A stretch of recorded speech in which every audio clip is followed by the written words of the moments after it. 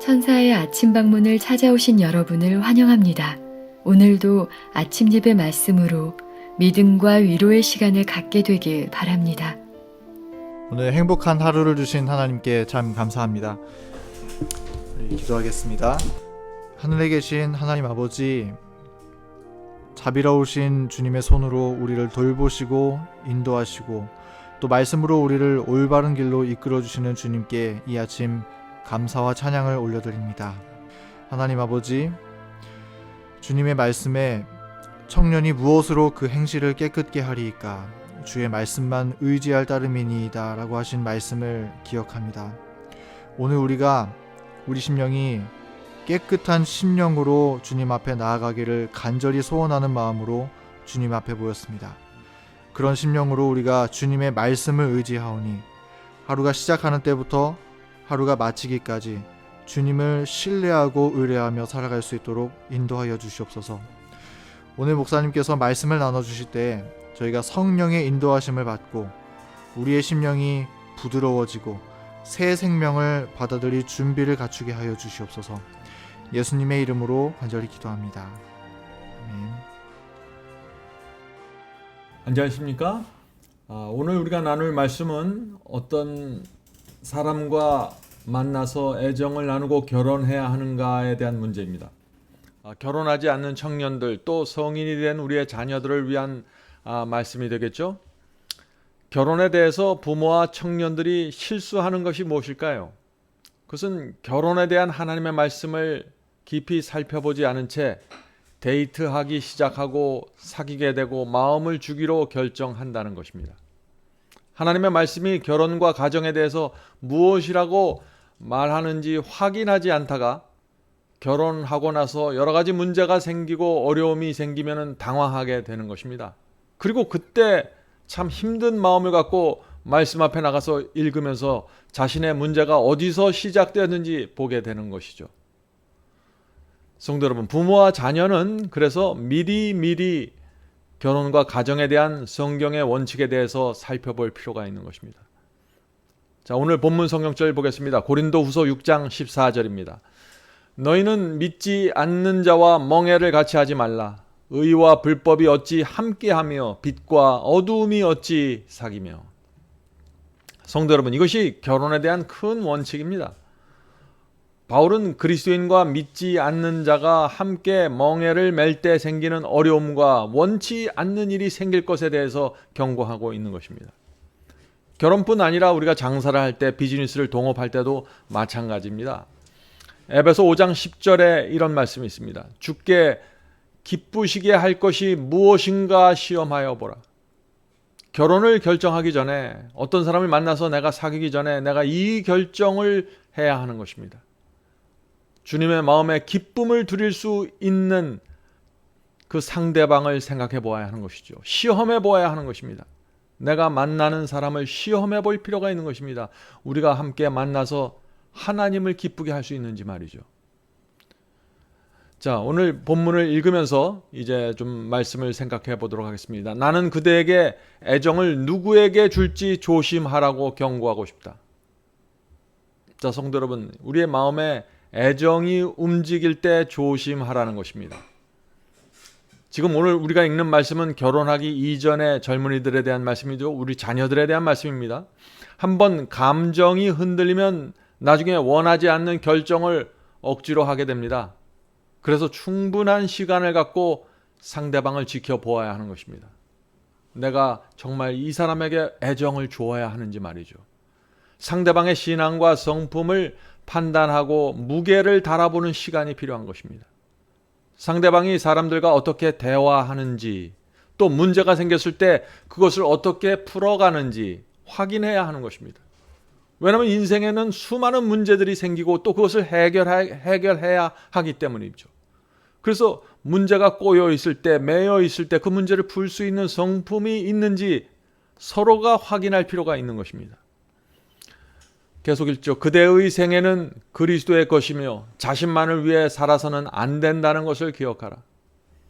그리스도인 가정은 진리가 보존되고 진리를 경험하고 또 복음을 전하는 곳이 되어야 하는 것입니다.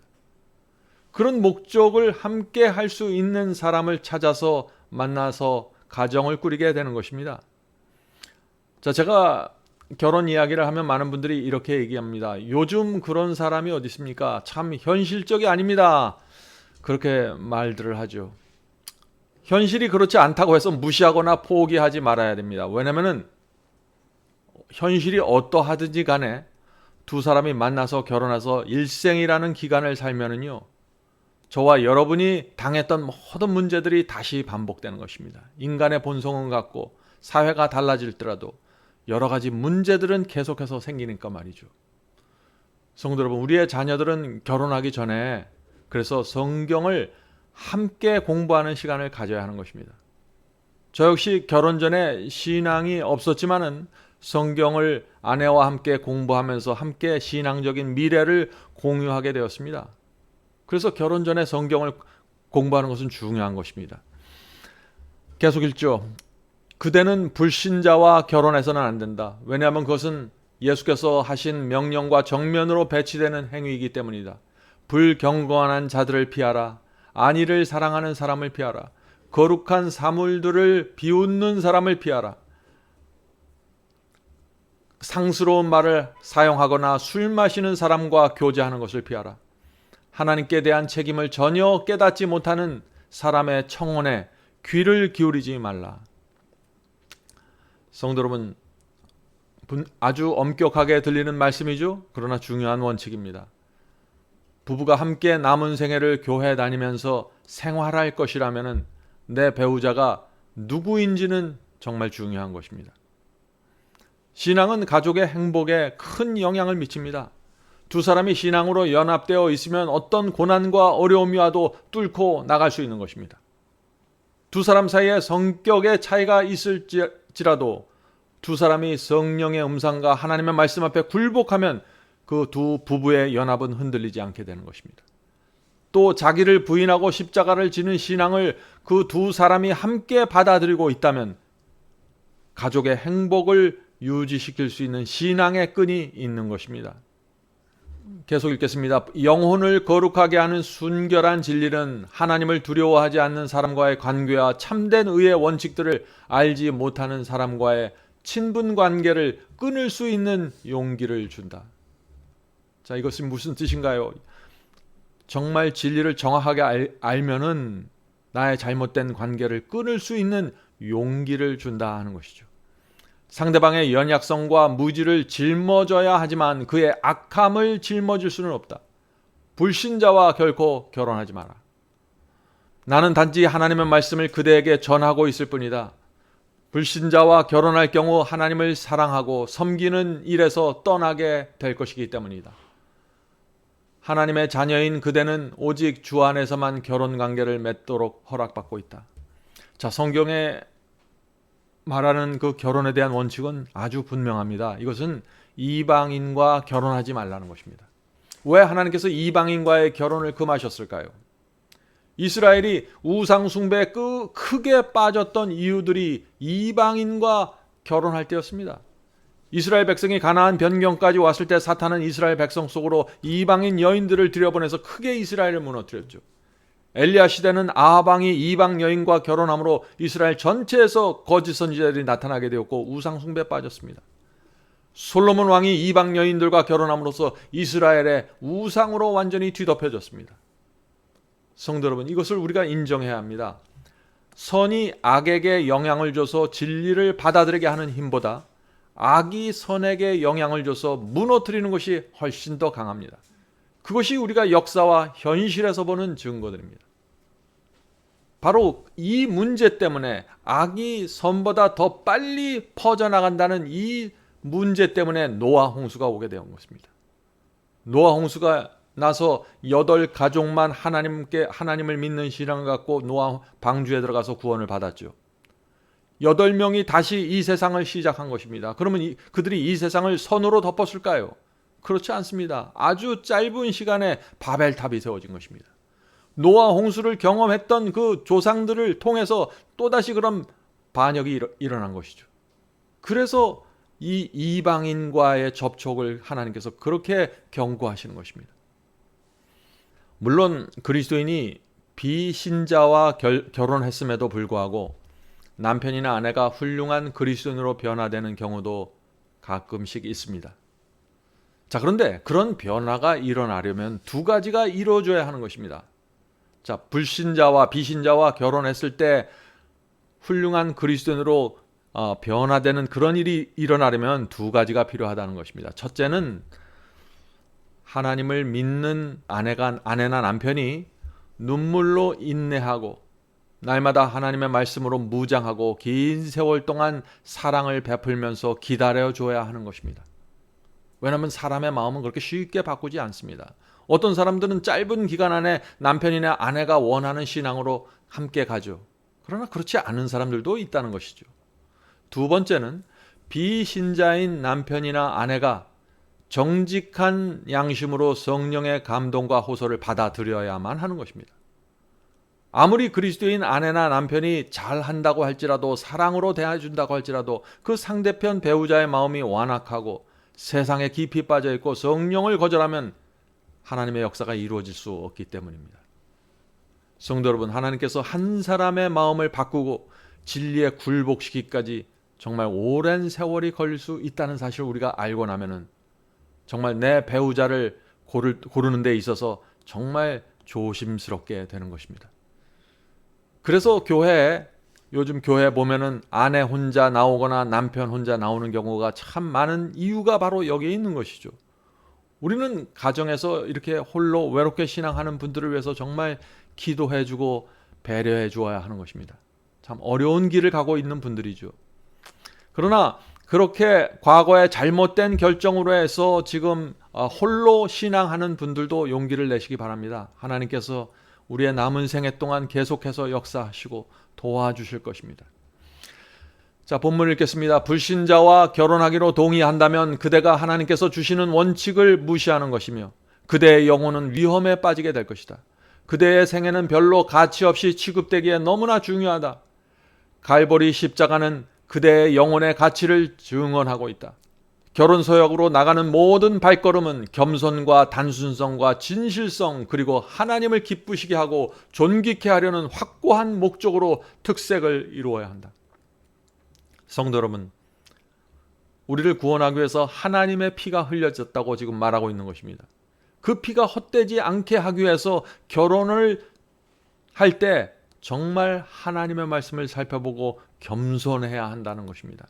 단순한 마음이 있어야 된다는 것입니다. 결혼할 때 다른 어떤 복잡한 요소들이 이 결혼의 조건으로 들어오면 안 된다는 것이죠. 그러면 큰 문제가 생길 수 있다는 것입니다.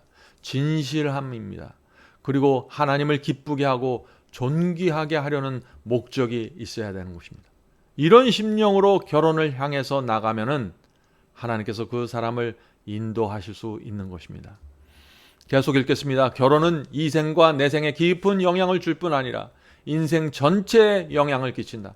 진실한 그리스도인은 하나님께서 승인하실 수 없는 계획을 수립하지 않으실 것이다. 그리스도를 고문으로 모시라. 말씀을 기도와 함께 연구하라. 성도 여러분, 결혼에 대해서 말하면서 말씀을 연구하라고 지금 하고 있죠? 하나님의 말씀을 살피지 않으면 나의 인간적인 생각과 감정에 사로잡혀서 인생의 큰 대사를 그르칠 수 있기 때문에 그런 것입니다.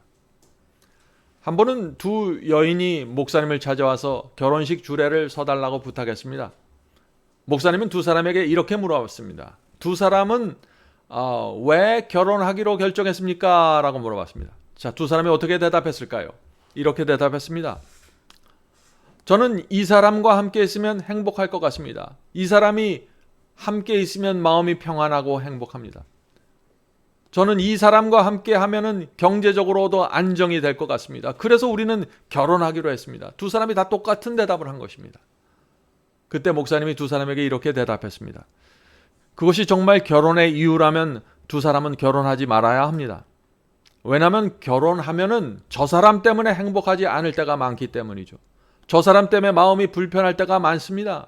인생이라는 긴 시간을 지내면서 두 사람의 직장이나 사업에 큰 문제가 있습니다. 문제가 생길 수 있습니다. 저 사람 때문에 내가 경제적으로 크게 힘들 수도 있는 것입니다. 그것이 결혼입니다. 결혼하면 저 사람 때문에 내가 항상 행복하고 마음이 편한 것이 아닙니다. 목사님은 계속해서 또 이렇게 얘기했습니다. 결혼하는 사람의 마음에는 내가 저 사람의 연약함을 붙잡아 주겠다는 마음이 있어야 합니다. 내가 저 사람의 약점을 덮어주고 지켜주겠다는 마음이 있어야 합니다. 그래야만 두 사람의 행복이 지속될 것입니다. 참, 인생의 많은 경험에서 나온 조언이죠. 남자나 여자나 배우자를 선택할 때는 내가 이 사람과 결혼할 경우 신앙적으로 더 성장할 것인가, 내가 그리스도께 더 가까이 갈 것인가를 깊이 생각해 보아야 하는 것입니다. 결혼을 앞둔 젊은이들은 내가 결혼과 가정을 위해서 정말 준비되었는가를 자기 자신을 좀 살펴보아야 합니다. 인생을 살다 보면은요, 결혼 정년기에 있는 청년들을 이렇게 볼 때 이런 점들을 보게 됩니다. 옛날에는 우리가 X세대, Y세대라는 말들이 있었죠. 요즘은 미세대라고 합니다. 미세대, 나를 중심으로 생각하는 세대라는 것입니다. 살기 어렵고 경쟁이 심해지다 보니까 이 미세대, ME 제너레이션이죠. 미 제너레이션, 미세대가 형성되는 것 같습니다. 그래서 젊은이들과 어른들의 사이에 소통하는데 어려움이 생기는 것입니다. 자, 그런데 문제는 이것입니다. 세대를 막론하고 인생의 어려움과 고난은 동일하다는 것입니다. 그것은 누구나 피할 수 없는 것입니다. 내가 어떤 세대에 속해 있든지 그것은 똑같은 것입니다. 그래서 성경은 세대마다 결혼의 조건을 바꾸질 않는 것입니다. 항상 동일한 결혼의 원칙을 성경은 말하고 있는 것입니다. 두 사람이 합해서 인생의 고난을 통과하려면은 성품이 필요한 것입니다. 남자의 경우에는 내가 가정을 영적으로 끌어가고자 하는 책임감이 있는지 살펴봐야 하는 것입니다. 성실하고 정직하게 내가 살 것인지 내 스스로 살펴야 되는 것입니다. 실수한 사람에게 대해서 내가 너그러운지 보아야 하는 것입니다. 그것이 남자들이 스스로에 대해서 살펴봐야 될 문제들입니다. 경제적으로 내 가정을 책임진다는 확고한 마음이 있는지 살펴봐야겠죠. 남자가 철이 들지 않으면은요, 아내와 자녀들에게 큰 고통을 안겨줍니다. 우리가 어른이 되어서 우리가 살아온 인생을 바라보면은 우리가 이런 것들을 보게 되는 것입니다. 어떤 분들은 신앙 하나만 본다고 하는데 신앙과 성품이 함께 중요합니다. 왜냐하면 신앙적으로는 열심히 있는 것처럼 보이는데 그 사람의 성품이 매우 불안정할 수 있다는 것입니다. 자, 여자의 경우를 한번 생각해 보죠. 여인의 경우에 내가 온유하고 밝은 분위기를 가지고 있는지 보아야 합니다. 내가 남편과 아내들을 밝은 분위기로 마주해 줄 수 있는 성품이 있는지 보아야 하는 것입니다. 그런 여인이 있는 가정은 행복한 것입니다. 또 내가 하는 사고와 생활이 실용적인지 아니면 내가 사치를 좋아하는지 보아야 하는 것입니다. 또 내가 적은 수입으로 가정을 이끌어갈 수 있는 마음의 준비가 되어 있는지 보아야 하는 것입니다. 또 여인의 경우에 내가 적은 일에 쉽게 오해하는지 쉽게 섭섭해하는지 보아야 하는 것입니다. 사람 사이에 문제가 생길 때 상대방을 배려하는 마음으로 문제를 풀어갈 수 있는지 이런 점들을 여자들은 보아야 하는 것입니다. 성도 여러분, 이 젊은 남자와 여자는요, 다음과 같은 두 가지 과정을 피하지 말아야 됩니다. 이런 두 가지 과정을 통해서 결혼까지 가야 되는 것이죠. 첫째는 결혼하기 전에 충분히 성경을 함께 공부해야 합니다. 왜냐하면 성경 공부를 통해서 두 사람이 서로의 내면 세계를 깊이 보게 되고 서로가 어떤 신앙과 가치관을 가지고 있는지 성경 공부를 통해서 드러나게 되는 것입니다. 그리고 같은 신앙적인 가치로 연합할 수 있는 것입니다. 성경을 통해서 어떻게 우리가 살아야 하는지에 대해서 두 사람이 함께 확인하고 마음을 모을 수 있는 기회를 갖게 되는 것입니다. 그렇지 않으면 데이트를 아무리 오래 한다고 해도 피상적인 것밖에 될 수가 없는 것이죠. 자, 두 번째는 두 연인이 장래를 바라보기 시작할 때 그들이 존경하고 신뢰하는 어른을 찾아가 그리스도인의 삶과 부부의 생활이 가정에 대해서 조언을 들어보아야 하는 것입니다. 인생의 어려움이 무엇인지 미리 들어두면 큰 도움이 됩니다. 성도 여러분, 이 결혼은 두 사람이 가보지 않는 먼 길을 떠나는 여행입니다. 여러 가지 우여곡절이 생길 수 있습니다. 또 한 번도 해보지 않았던 남편이 되어야 하고 아내가 되어야 합니다. 어머니가 되어야 하고 아버지가 되어야 합니다. 한 번도 해보지 않았던 역할을 맡아야 되고 짐을 져야 하는 것입니다. 그래서 먼 길 여행 떠나기 전에 잘 준비하는 것이 중요한 것입니다. 준비하면 할수록 여행은 쉬워지고 행복해집니다. 자, 이제 기도하겠습니다. 하늘에 계신 아버지, 저희에게 맡겨주신 자녀들, 특별히 이 세대의 청년들 주께서 불쌍히 여겨주시고 올바른 상대방을 만나서 하나님께서 인정하는 아름다운 가정 꾸릴 수 있도록 도와주시옵소서. 하나님의 말씀에 대한 관심을 갖도록 도와주시옵소서. 많은 젊은이들이 세상에 깊이 들어가 있습니다. 요즘 세대가 요구하는 그 이기적이고 자기중심적인 사상에 깊이 심취해 있는 세대입니다. 주여 성령께서 이들을 건져주셔서 하나님의 말씀 속으로 들어올 수 있도록 도와주시옵소서. 오늘 특별히 예배드리는 가정에 함께하여 주시고 그 자녀들에게 함께하여 주셔서 정말 우리의 자녀들이 하나님의 말씀의 원칙 안에서 가정을 꾸리고 자기 자신을 위해서 최선의 선택을 할 수 있도록 도와주시옵소서. 하늘에 계신 아버지, 이 세상이 정말 고달프고 어렵습니다. 청년들은 갈 바를 알지 못하고 방황하고 있습니다. 주여 우리 자녀들을 지켜주시고 성령으로 날마다 그들의 마음속에 호소해 주셔서 하나님의 말씀으로 돌아올 수 있도록 길을 열어주시옵소서. 모든 말씀 예수님의 이름으로 간절히 기도드립니다. 아멘.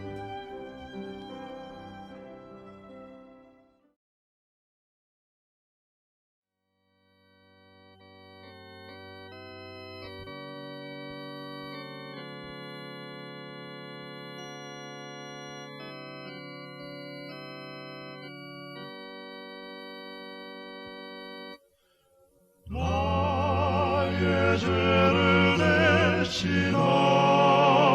대신하여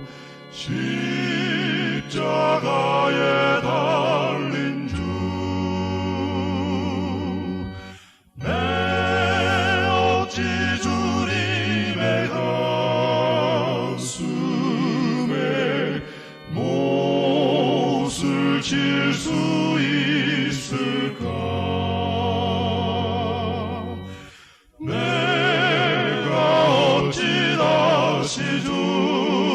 주를 못질할 수 있을까? 한 번만 더 부족하여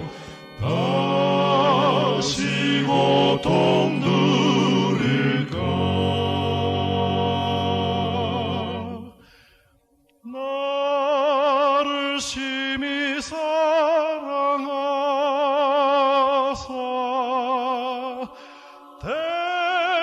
대속하신 주님을 내가 다시 배반하여 주를 실망시킬까? 내가 어찌 다시 주를